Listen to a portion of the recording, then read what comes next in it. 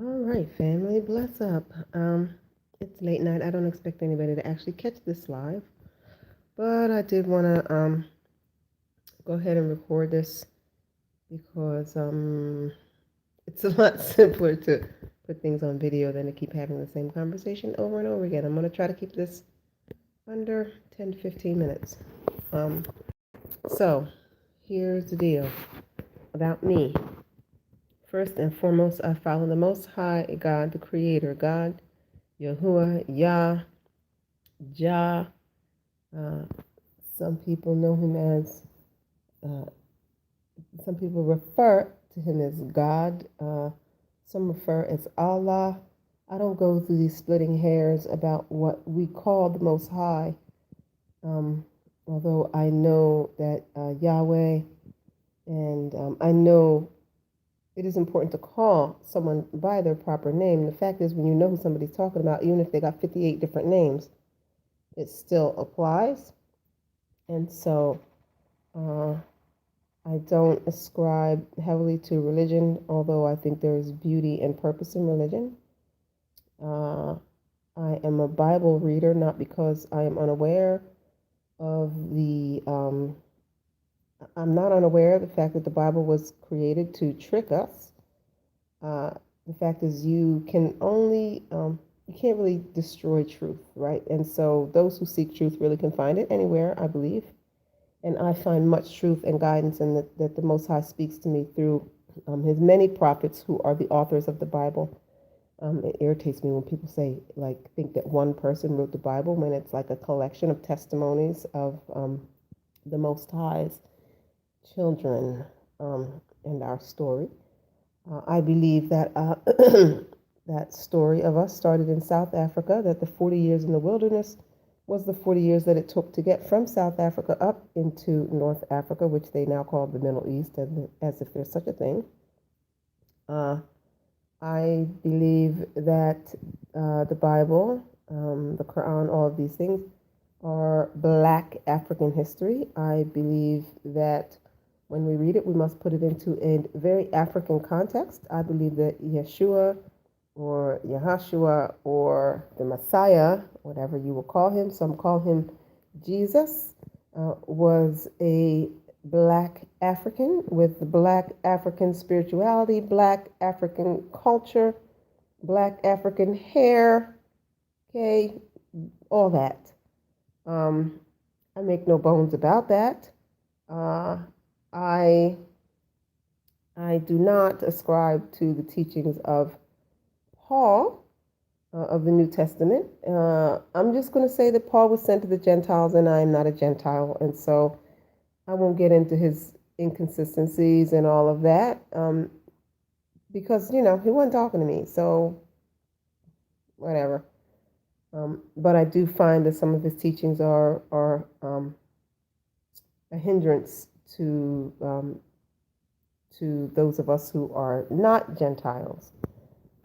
I can't say whether it's a hindrance to Gentiles or not. Like I said, that's not my lane. That's not my business. But yeah, I don't put a lot of weight into Paul's teachings. I find them to be a little contrary.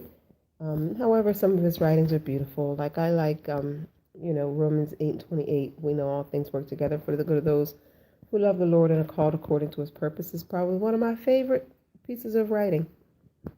I believe what the word says, that all scripture is inspired by the Most High. And what does that mean? Not just all scripture that Rome decided to make the official Bible, but literally all scripture. What does that mean? If it's written down, the Most High inspired someone to write it down. Even lies, even deception. Why? Because when you seek truth, you can find it anywhere you look. Anywhere you look, if you seek truth. That's like if somebody tells you a lie and they tell you 10 different lies, you can pull together and piece together what they said from those lies. You can piece together what really happened by listening to like 10 different lies. It's kind of like that, right? So all scripture is inspired by the Most High. And um, so with that being said, I consume the meat, spit out the bone, in terms of Paul. But that's an important thing that a lot of people should know. who want to identify with me as a quote unquote Christian, which I do not call myself. I am a follower of the Messiah and a child of the Most High God and of the tribe of Judah, and a true uh, Israelite and a true Hebrew, um, not to be confused with the Hebrew Israelites, who are kind of a special camp of people who I won't say that they, it's just, I don't want to be confused with that is like kind of a religion, kind of like Christianity, if you will. And I don't ascribe heavily to the camps and a lot of the whatever. I don't even know a lot of what's going on within those camps. I'm not speaking against them. I find some incredible teachings and revelation that are coming out of those camps right now. But I just don't want anybody being confused about any of this stuff, right? I am a revolutionary. What does that mean? That means that I believe it is my responsibility to shift the power balance. And I don't believe in anarchy and dismantling governments. I believe that the smartest and most effective way of shifting the power balance is to take responsibility for the things that you have a problem with. And there goes your power balance. As long as you're waiting for other people to fix your problems, they have the power over you. When you fix your own problems, they become vastly irrelevant, and to varying degrees. And so I am a person who is well aware that at a point all of the land masses were one, and at that point all people on that land mass were various forms of black people, from the blackest to the whitest albinos, but we were all black people. I ascribe to the truth that your Edomite or colonizers are the result of many moons ago in a former technological age similar to what we have now. There was some gene splicing experimentation going on, and the result was what we now call white people. And I ascribe to that. There is genetic evidence of it, and there are many, many testimonies of ancients of this age and of this attempt and of the success of that attempt. And so I do ascribe to that. I am struggling with that equating to me hating them, because at this point you do have a lot of mixed genetic and lineage. And so to an extent, I think that some have gained humanity just in the long process since their emergence from their origin. And so I do struggle with that. I am learning to understand that it is not for me to hate them, but it is for me to just be wise in dealing with them. So some of you, that these are things that are important for people to know as they quote unquote follow me. I just don't want to keep having these arguments and people being shocked that they thought I was somebody I'm not. So that's what this little video is about. So you can kind of get a glimpse on who I am and what I'm working with in terms of, where I'm coming from. So what else would you want to know? I live in Central America, in Belize. I am very dedicated to moving melanated people out of these nations where the colonizers have completely and totally ravaged the lands and the people, and into black nations, if you will. We are the global indigenous, so the whole planet really belongs to us. And so to me, it's a matter of, wisdom. I don't feel the need, while I do understand that we do have rightful claims to the entire globe because we were here first for a very, very, very long time before there was anybody else. So I understand the claims that we do have to the Americas, and in particular, the very strong claim to North America, aka the United States in particular. but it's a burning house, and I think it's silly to fight for a seat on the couch in a burning house, no matter who rightfully owns the couch or the house. And so I see that the United States of America is in its decline, and I think it will be a fast decline. And so, therefore, I strongly urge melanated peoples to get out and to get to nations where we can build. Because when one thing falls, another rises. And so, I strongly urge us to go to places that are rising and get out of that nation and others that are falling, like France and all these other nations that have been these global powers and have prospered at our, at our expense. Um, I think that we would be wise to leave them and to go and build up the waste places. And as those, like I said, as those nations fall, that we would be a part of the rising of other nations. I do not believe that it is our job to like kill Whitey or anything crazy like that. Um, I, um, I, the wicked will destroy themselves. We have a responsibility to prepare safe places for those who would want to get out.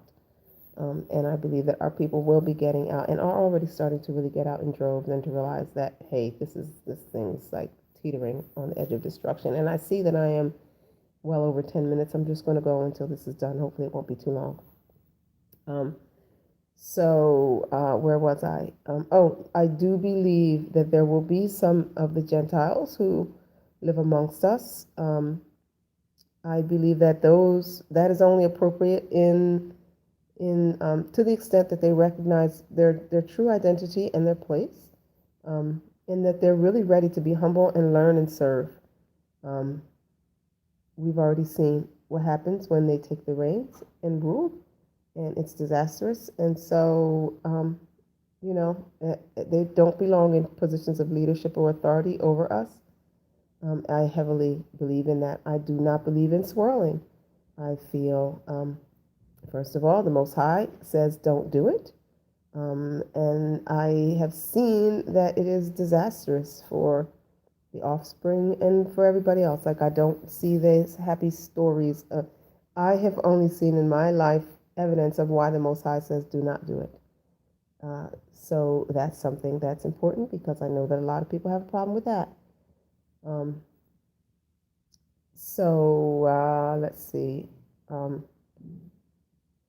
I feel like that's kind of, I feel that we should be divesting from fiat currencies and moving over into social currency or bartering goods and services for other goods and services. I work toward that end quite tirelessly. I provide a media outlet through Facebook. I am on very many hours a day on Facebook posting, discussing. A lot of people take Facebook as a joke or this or that, and that's their business, but I use it as a media outlet so that when people want to have a entertainment experience, they have a place where they can go get edified, get educated, and really just an alternative to like Fox or HBO or whatever else people watch. So my Facebook page is somewhere that has constant articles, stories, conversation, YouTube videos from people, that are teaching on various things. That's what I do with my Facebook. It is a media outlet. It is a personal page to an extent, but not really. It's not. I'm not there looking for friends and all of that. Like it's a real life work page, and so there's that. And this YouTube is the same. Has that same purpose. And I also have a blog on Wix. Oh gosh, how is it? It's like all long because I refuse to pay for it and get like the simplified one. But it's like Jeditabe at wixsite.com / Jeditabe-Hephzibah. I think that's proper. And what I do with that is when I'm in a discussion on Facebook or when I post something lengthy written on Facebook, I will copy and paste it into that site as a blog so that people who aren't following on Facebook who might want to hear those thoughts or share their thoughts about it or whatever have access to that written stuff. I am an author. I have written some quote unquote Christian novels. I've written 5. Only 2 are available through Lulu Publishers. The other 3 are just kind of on the back burner. I don't do a lot of promoting, so it just doesn't make sense to have all those books floating around. So I'll release the others eventually. But right now, there are 2 that are available there.